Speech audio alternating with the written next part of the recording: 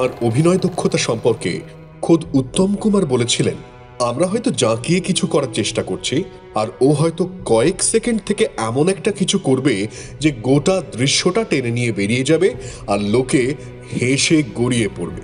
আবার বিখ্যাত পরিচালক ঋষিকেশ মুখোপাধ্যায় বলেছিলেন, সব অভিনেতা সব শিল্পী আমার কাছে 100 পায় না, কিন্তু ও তা পেয়েছিল। তার বিচিত্র চরিত্রায়ন চমকে দিয়েছিল সত্যজিৎ রায় থেকে শুরু করে অমিতাভ বচ্চনকেও। সেই চমক কাটেনি আজও। তার অভিনয়ে এখনো মুগ্ধ 8 থেকে 80। পর্দায় তিনি আসা মানেই নির্ভেজাল আনন্দ। তিনি বাংলা চলচ্চিত্র ও মঞ্চের কিংবদন্তি অভিনেতা রবি ঘোষ। 1931 সালের 24শে নভেম্বর কোচবিহারে মামার বাড়িতে জন্মগ্রহণ করেন তিনি। পুরো নাম রবীন্দ্রনাথ ঘোষ দস্তিদার, যদিও তামাম দুনিয়া তাকে চিনল রবি ঘোষ নামেই। ছোটবেলায় ফুটবল খেলা থেকে শুরু করে একটু বড় হয়ে শরীর চর্চা, সব জায়গাতেই নিষ্ঠা আর পরিশ্রম যেন উপচে পড়ত। 1949 সালে সাউথ সাবারবান মেইন স্কুল থেকে ম্যাট্রিক পাশ করে ভর্তি হন দক্ষিণ কলকাতার আশুতোষ কলেজে। সেখানে পড়ার সময়ে কলেজের ব্যায়ামাগারেই নিয়মিত শরীরচর্চা শুরু করেন। ভেবেছিলেন ভারোত্তোলক হবেন, অথচ ভাগ্যের ফেরে ছোটখাটো চেহারার এই লোকটা অচিরেই হয়ে উঠলেন বাংলা সিনেমার শো স্টপার। একসময় মিনার্ভা থিয়েটার হাউসফুল করতেন একাই। লোকে বলা বলি করত, রবি ঘোষ মানে একাই 100। কলেজে পড়াকালীন বন্ধুবান্ধবদের নিয়ে গড়ে তোলেন নাটকের দল বন্ধু মন। মহড়া চলত আশুতোষ কলেজের ছাদে।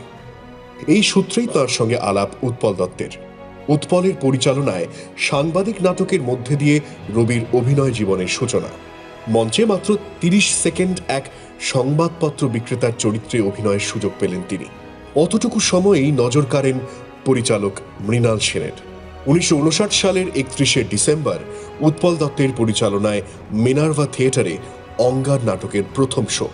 নাটকে সনাতনের ভূমিকায় ছোটখাটো মানুষটা খনি থেকে উঠে উচ্চস্বরে বলে উঠেছিলেন, আমি একজন ভূতপূর্ব লোক। দর্শকের মন কেড়েছিল সেই সংলাপ। এই নাটকের জন্য উল্টোরথ পুরস্কারও পান রবি। আর অঙ্গার নাটকে অভিনয় দেখেই পরিচালক অরবিন্দ মুখোপাধ্যায় কিছুক্ষণ ও তপন সিনহা হাঁসুলি বাঁকের উপকথা ছবিতে অভিনয়ের জন্য ডাকেন তাকে। এরপর শুধুই এগিয়ে যাওয়ার পালা। 1953 সালে কলকাতা ব্যাংশাল কোর্টে চাকরি শুরু করলেও 1961 সালে সেই অধ্যায় চুকিয়ে পাকাপাকিভাবে অভিনয়কেই পেশা হিসেবে বেছে নেন রবি ঘোষ।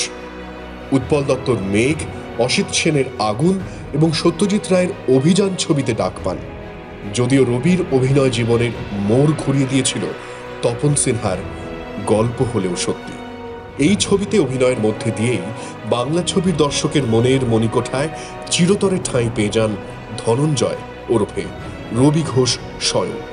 তার চলচ্চিত্র জীবনে নানা ছবির নানা চরিত্রের সুযোগ থাকলেই দেখিয়েছেন serio comic, dark comedy, satire comedy সহ আরও নানান অভিনয়ের সার্থক রূপায়ণ।